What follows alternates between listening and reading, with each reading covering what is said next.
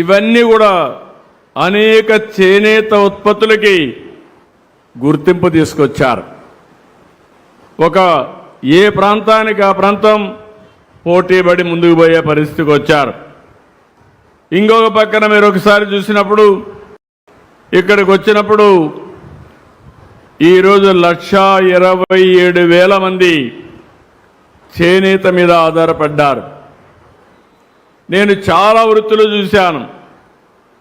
చేనేత పైనే ఆధారపడిన ఏకైక వర్గం చేనేత కార్మికులు. వేరే వాళ్ళు మారగలిగారు, కానీ మీరు మాత్రం మగ్గాన్నే నమ్ముకున్న ఏకైక వర్గం చేనేత అని మరొక్కసారి విజ్ఞప్తి చేస్తున్నా.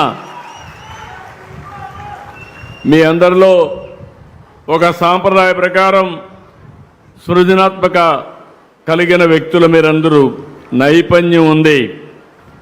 అయితే కాలక్రమేణా చాలా ఇబ్బందులు వచ్చాయి.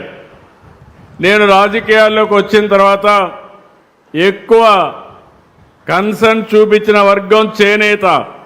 ఇప్పుడు కూడా నేను గర్వంగా చెప్పగలుగుతున్నాను, అపోజిషన్లో ఉన్నా రూలింగ్లో ఉన్నా ఎప్పుడు చేనేత కార్మికులు తెలుగుదేశం పార్టీకే ఓటేశారు తప్ప వేరే గుర్తు తెలియని వ్యక్తులు మీరు. అందుకే ఎన్నికల ముందు ఒక మాట చెప్పాను. ఆ రోజు ఏ మాట చెప్పాను, 200 రూపాయలు హ్యాండ్లూమ్కి, 500 యూనిట్లు పవర్లూమ్కి సబ్సిడీ ఇస్తా అన్నాం. చెప్పిన మాట నిలబెట్టుకున్నాం. నేను పోయిన టర్మ్లోనే చేనేత కార్మికులు మగ్గం దగ్గర కూర్చొని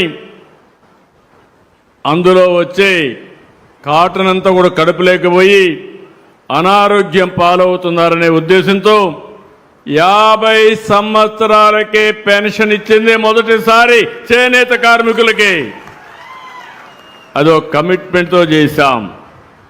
85,000 మందికి ఇస్తున్నాం.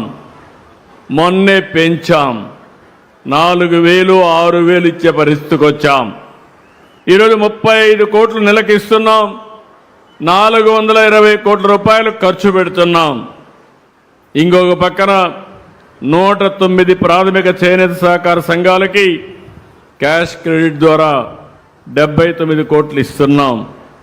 ఇవి కాకుండా స్టాల్ కస్టమర్ డెవలప్మెంట్ ప్రోగ్రాం కింద 10 కోట్లతో 10 చేనేత క్లస్టర్లని ఆమోదింపజేశాం.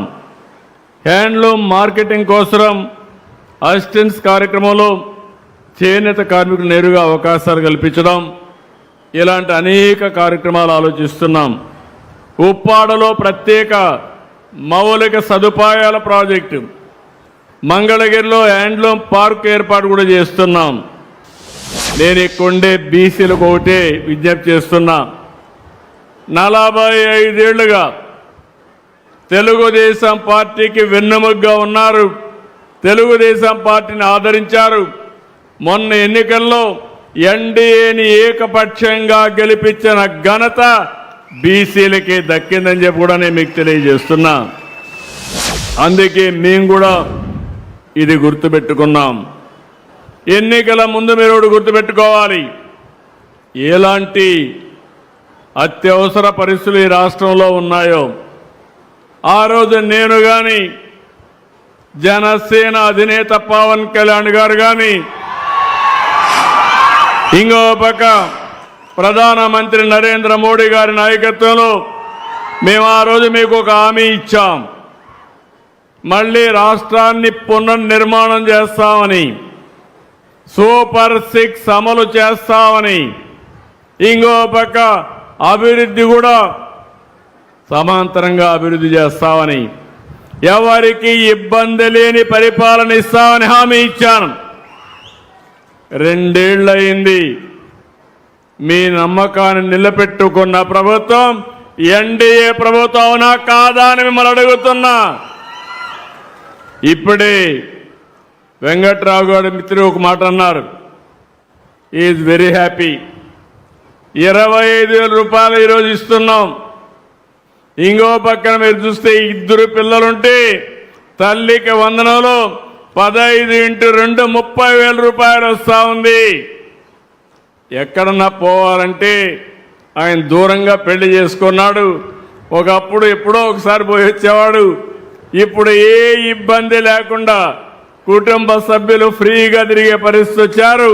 అదే స్త్రీ శక్తి అని మరొక్కసారి మీ అందరికీ విజ్ఞప్తి చేస్తున్నా. ఇదే